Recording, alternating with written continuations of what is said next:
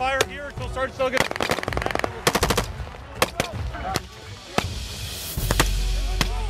Right. 1-1, push it to down.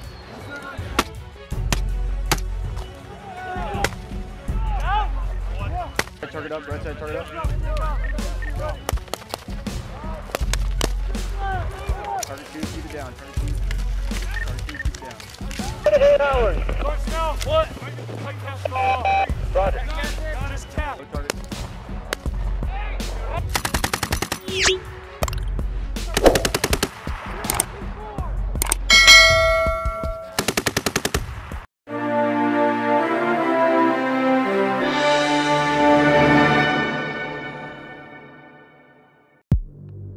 Ukraine has advised its estimated 3 million citizens living in Russia to leave the country, in the latest signal that Kyiv believes Moscow may be planning an invasion.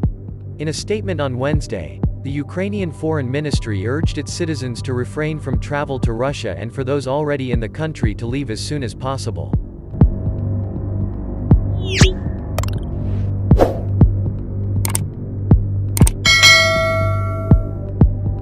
Due to the increased Russian aggression against Ukraine, which, among other things, may lead to a significant restriction of the ability to provide consular assistance on the territory of the Russian Federation, the Ministry of Foreign Affairs recommends that Ukrainian citizens refrain from any travel to the Russian Federation, and those who are in this country immediately leave its territory, the ministry statement said.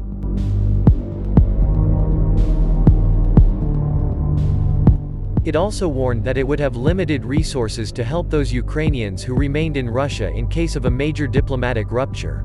We emphasize that ignoring their recommendations will significantly complicate ensuring proper protection of Ukrainian citizens in the Russian Federation, the note read.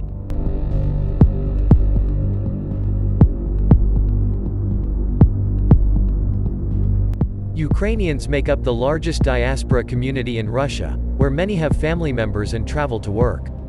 An estimated 3 million Ukrainian citizens live in Russia, according to a speech Vladimir Putin made in 2019. Target up, right side target up. Separately, the National Security and Defense Council has asked Parliament to impose a state of emergency throughout Ukraine, except for Luhansk and Donetsk oblasts, regions that include Russian-controlled territories, where one has already been in place for many years.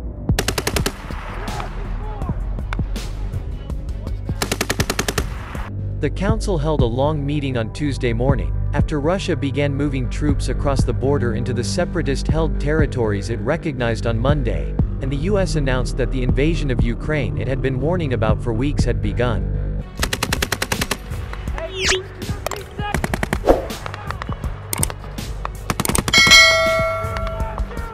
Alexei Danilov, the secretary of the council, told journalists after the meeting that the state of emergency allowed the government to bring in controls including restrictions on movement and curfews.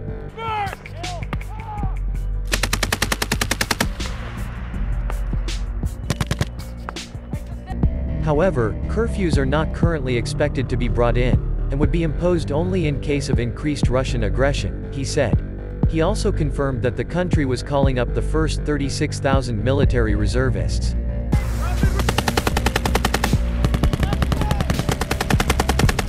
The country has nearly 500,000 veterans with frontline experience in the east,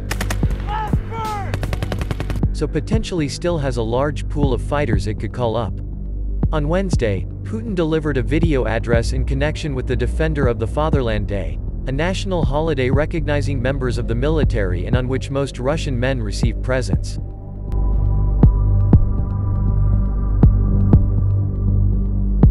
In the speech, he praised the battle readiness of Russia's military, which has 190,000 soldiers on the borders with Ukraine according to Western estimates.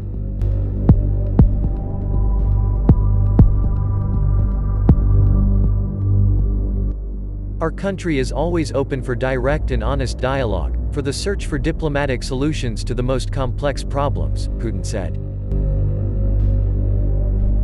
But he added, the interests of Russia, the security of our citizens, are non-negotiable for us. The remarks do little to allay concerns that Russia is preparing itself for a strike against Ukraine.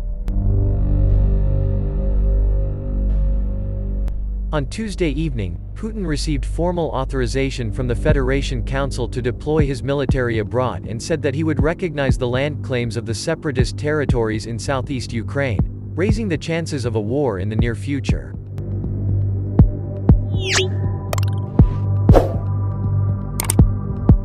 He has called for talks between Kyiv and the Russian-controlled territories, negotiations that Ukraine has always called unacceptable because it views them as Russian proxy states.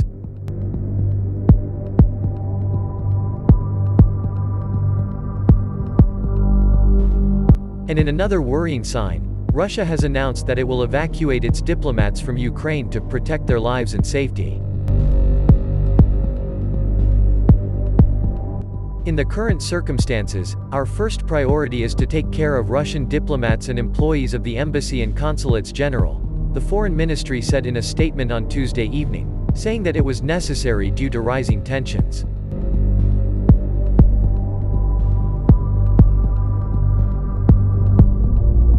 Ukrainian officials have urged Western officials to strike hard with sanctions before any Russian attack, believing that would help deter the Kremlin from sending its troops further into Ukraine. To stop Putin from further aggression, we call on partners to impose more sanctions on Russia now, wrote the Ukrainian Foreign Minister, Dmytro Kuleba. First decisive steps were taken yesterday, and we are grateful for them. Now the pressure needs to step up to stop Putin. Hit his economy and cronies. Hit more. Hit hard. Hit now. The EU was expected to approve its sanctions package on Wednesday. The 27-member bloc is approving personal sanctions against top Russian officials, including the Russian Defense Minister, Sergei Shoigu, and the Economy Minister, Maxim Reshetnikov. Another government official reportedly on the list is Russian Foreign Ministry spokeswoman Maria Zakharova.